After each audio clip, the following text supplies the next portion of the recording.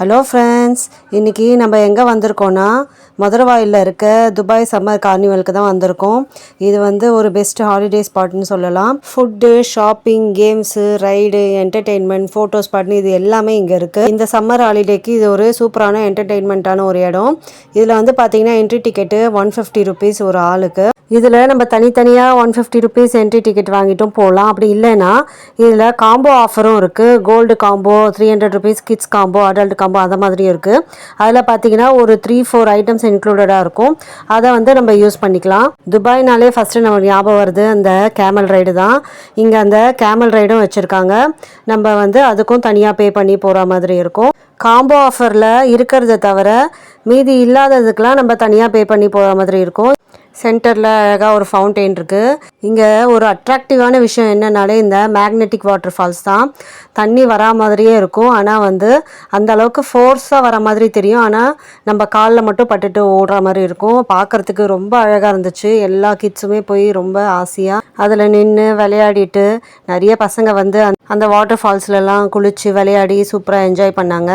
இந்த water falls பார்த்திங்கன்னா நல்ல ஹைட்டில் இருக்குது. லைட் கலர்ஸ்லாம் அப்படியே சேஞ்ச் ஆகிட்டு அந்த ஃபோர்ஸ் வரும்போது பார்த்திங்கன்னா நல்லா இருக்குது. ஆனால் அந்தளவுக்கு நம்ம மேலே ஃபோர்ஸெல்லாம் வராது.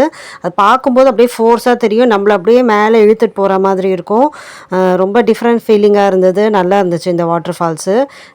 என் பையன் நாங்கள் எல்லாருமே இந்த வாட்டர் ஃபால்ஸ் ரொம்ப என்ஜாய் பண்ணோம்.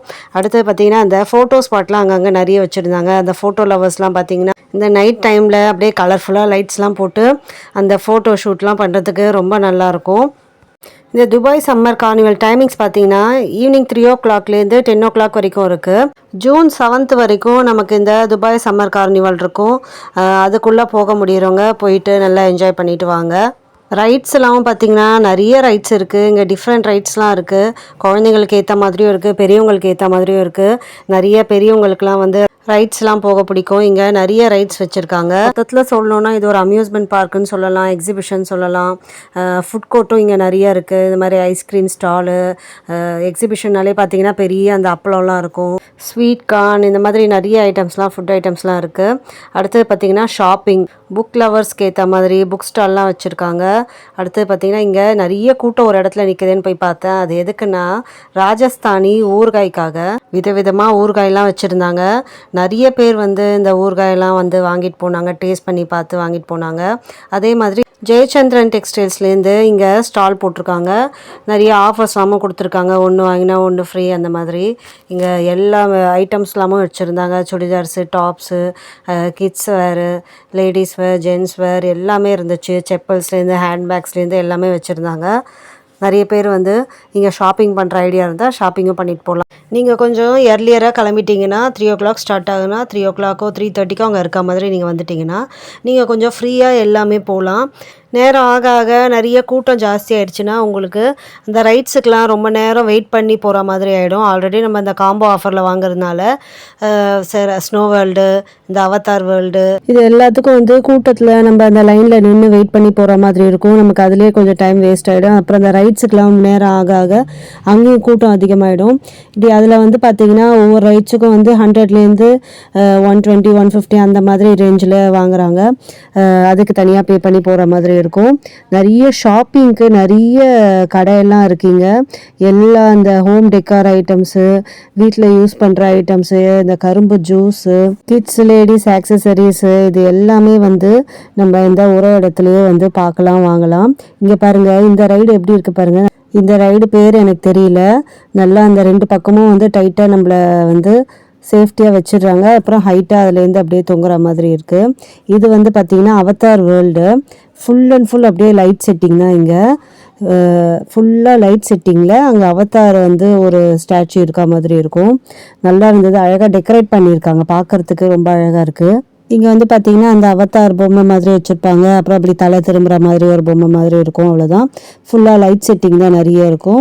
நம்ம அது ஒரு பிரிட்ஜ் ஏறி இறங்குற மாதிரி இருக்கும். அதில் போய் இறங்கிட்டோன்னா அவ்வளோதான், அந்த அவதார் இது முடிஞ்சது. இந்த கலர்ஃபுல்லான லைட் செட்டிங்கில் வந்து பார்த்திங்கன்னா நிறைய பேர் ஃபோட்டோஸ்லாம் எடுத்துக்கிட்டாங்க. பார்க்குறதுக்கு அப்படியே வேறு ஒரு உலகத்தில் இருக்க மாதிரி இருந்துச்சு. அப்புறம் இது முடிச்சுட்டு நம்ம வெளில வந்தோன்னா அடுத்தது ஹாரர் ஹவுஸு.